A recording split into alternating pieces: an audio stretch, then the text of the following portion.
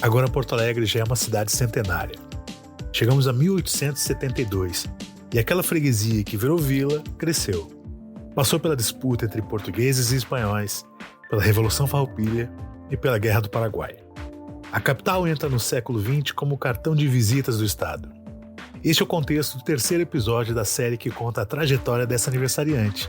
Em 5 capítulos, é a história de Porto Alegre, de 50 a 50 anos. Eu sou Christian Builder e esse é o podcast Direto ao Ponto Especial Porto Alegre 250 anos. Com oferecimento da GBUX Previdência e Seguro de Pessoas, a proteção certa para a sua família. O Senge cuida do seu presente para você construir o seu futuro.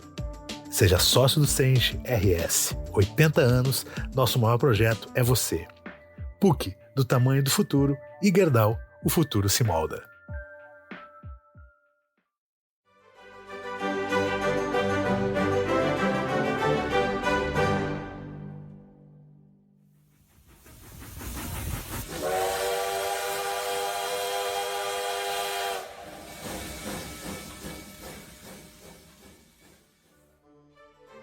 Em 1872 é fundada a Companhia Carris de Ferro Porto-Alegrense e um ano depois acontece a primeira viagem de bonde com tração animal puxado a burro. Quem conta bem isso é o professor e pesquisador da PUC Charles Monteiro, pós-doutor em História Social e Cultural da Arte. Era só uma linha nessa época, né, professor? Uma linha que ia para o Menino Deus, saindo do mercado, passando pela Rua da Margem, né? E outra saindo da Praça do Matriz em direção à Várzea, né? O que é hoje o Parque Farroupilha. Em 1889, já num período posterior da República, são criadas várias outras linhas, né, que vão servir os arraiais do Partenon, em 80, Independência, em 1879, Floresta, em 1893, São João, São Pedro, Glória e Teresópolis. Né? Todo um processo aí, nos próximos 25 anos, né, pegando o final do período do Império e o iniciozinho do período da República, de expansão, então, dos bondes com tração animal em Porto Alegre, né, o que permite uma expansão dessa malha urbana da cidade, né, para novas áreas, para os arraiais. Mais um ano e entra em ação a primeira linha férrea que liga a capital a São Leopoldo, idealizada pelo engenheiro José Eubach da Câmara. O trecho inicial, inaugurado em abril, tinha um pouco mais de 33 quilômetros de extensão e 4 estações: Porto Alegre, Canoas, Sapucaia e São Leopoldo. A novidade é benéfica às relações comerciais da cidade. Então vai começar a se desenvolver as ferrovias, né? E isso faz com que se desenvolva junto com o cais e uma série de depósitos, etc. Todo esse caminho, né, da Voluntários da Pátria como um espaço assim, de comercial, de atacados, de produtos e etc. e tal, e o desenvolvimento comercial daquela região. Os serviços ficam ainda mais intensificados. O professor Monteiro conta uma curiosidade sobre como funcionava o saneamento básico nessa época. Os cuidados urbanos, então, começam também a ser melhorados, né? Então, a regularização da coleta do lixo, né, pela Lei Municipal de 876, o início do saneamento em 878, com a coleta dos cubos sanitários, que era dos tigres. As pessoas tinham cubos em casa para as latrinas, né, que eram recolhidas uma vez por semana, trocadas por outros cubos, né? Com carroções, né? Era o serviço esse que removia e levava até a ponta do Dionísio, né? E lá despejava. Tinha um trenzinho que levava esses cubos até lá, despejava, lavava e retornava para a casa das pessoas. Falamos no segundo episódio sobre os imigrantes alemães, pois o serviço de telefonia foi instalado por eles. Além disso, outra prática típica no lazer de Porto Alegre foi incentivada pelo povo germânico que veio para cá. Em 886 começa o primeiro serviço telefônico de Porto Alegre, né, que foi instalado pelos alemães, que trouxeram também para Porto Alegre o hábito de tomar chopp. E, inclusive, teriam, né, criado esse hábito de, aos finais da tarde, né, se reunirem para tomar chopp e ouvir música no chalé da Praça 15, criando os primeiros happy hours que aconteciam na cidade lá no final do século XIX.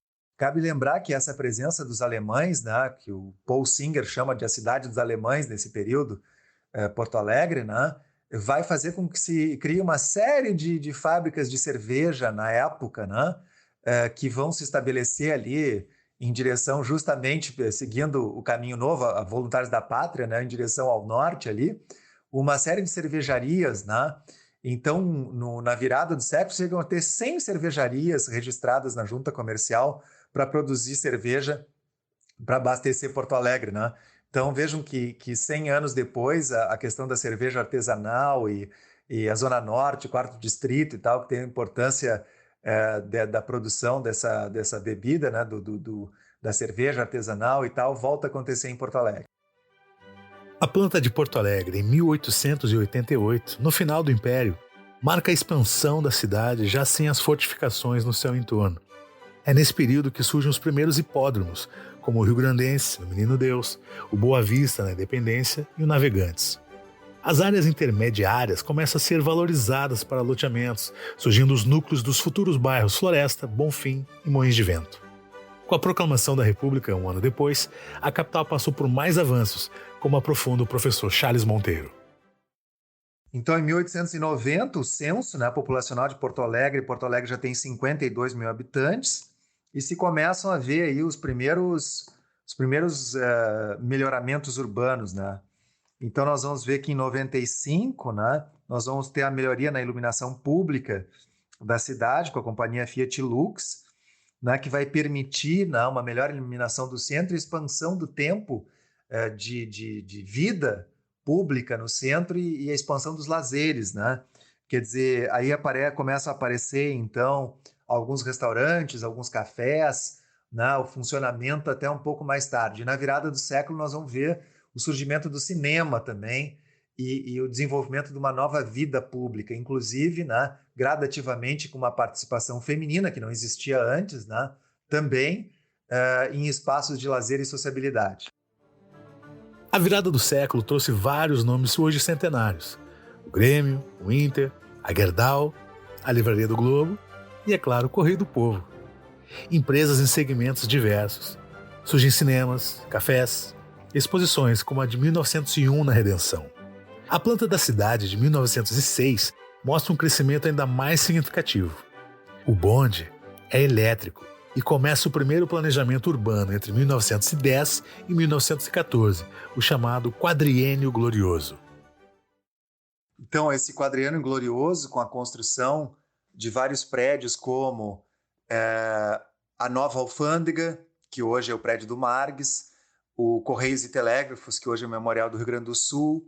Nesse período, entre 1911 e 1919, se faz o novo cais, o aprofundamento do calado do Guaíba, que vai permitir o desenvolvimento das atividades portuárias.